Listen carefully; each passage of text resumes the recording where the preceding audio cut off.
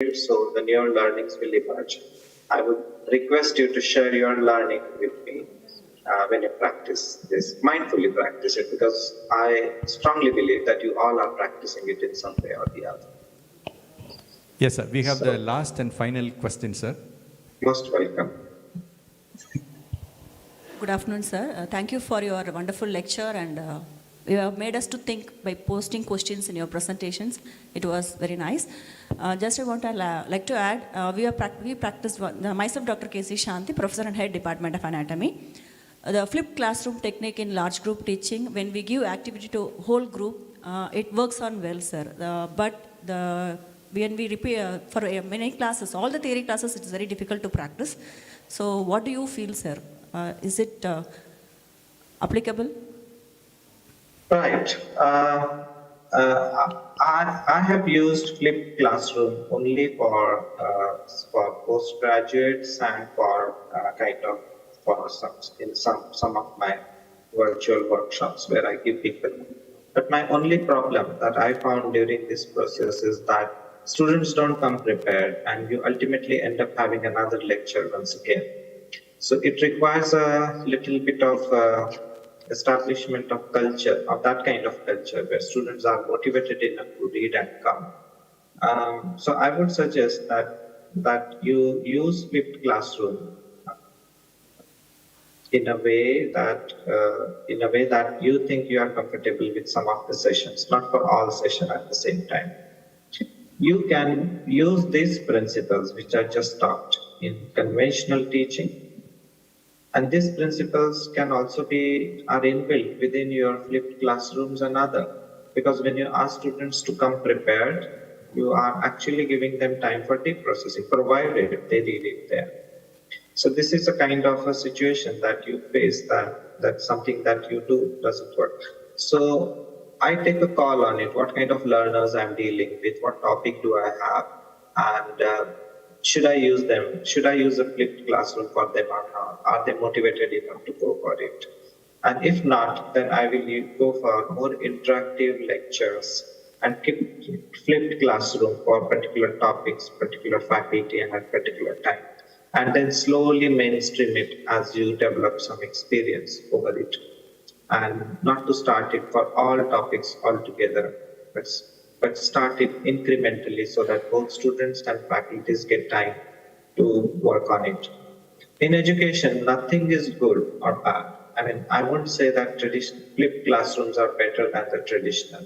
If traditionals are done using the principles which I just mentioned, they would be equally effective as your others, right? So they might, in comparisons, when you do where A is better than B, that comparisons are hard enough to do in education because everything is contextual. I have seen that even some of my didactic lectures where there was not much of the flipping of the classroom was done. There was no reversal of the roles that I did, but still it worked. So it's all very contextual. So I would quickly say that think of the learners, their motivation level, think of faculties and their capacity, think of the topic that you have, think of the educational culture that you have. If you want to make a change in that, go for incrementally having flipped classrooms. But don't think that flipped classrooms always work. They have their limitations in that. So slowly address those limitations and mainstream it in your curriculum. So that's it. But I used flipped classroom in my last session, which I did here for undergraduates, but they were the small group students I used for them. And for larger group, you have to think how to go for it. I have not used it for larger group yet. Thank you, sir, for highlighting the challenges in flipped classroom. And as you rightly mentioned, no single teaching method is too good or bad. So exactly. Go ahead with the mixture of Say, teaching. if I ask you a question, that if you work in kitchen, if I ask you, which spoon is better, smaller spoon or bigger spoon, or smaller container or bigger, then your answer would be, okay, smaller teaspoon is good when I take sugar or salt, and the bigger spoon are good when I to do serving. So just as you need everything all types of utensils and spoons inside your kitchen. In education as well, we need all types of teaching learning methods to come together. And so their comparisons are actually problematic because they are put at their place. You just use them as you want. Just they are nuts and bolts of smaller and bigger size. And you have to make a choice of those as when you need it. So comparisons pretty risky here. Thank Hope you, I'm sir. not confusing and just trying to explain the complexities of the educational stuff that I understand from my point of view. Thank you, sir.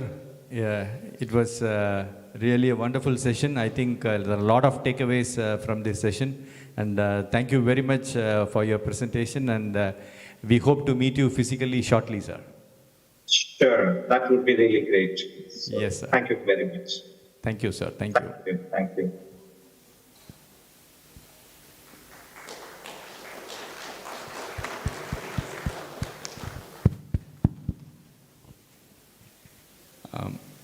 The faculty participants, I have an announcement for all of you. I think probably all the faculty members are being added to a WhatsApp group. In case if you have received an invite, please accept that invite and then please join to that group. I think that group is named as Technology Enabled Learning. So those who have received invite, please join it, because in the afternoon, in the second session, we will be having an interactive session where it will be like you will have to use your mobile phones, and then probably like we have the resource person teaching you some educational tools which you can practice in your classrooms. So I just want all of you to do that. And now we will break for lunch, and I just want all of you back by 12:50, and sharp by 2 we will start the program. So I expect all your cooperation, and thank you very much for being a good audience all this time.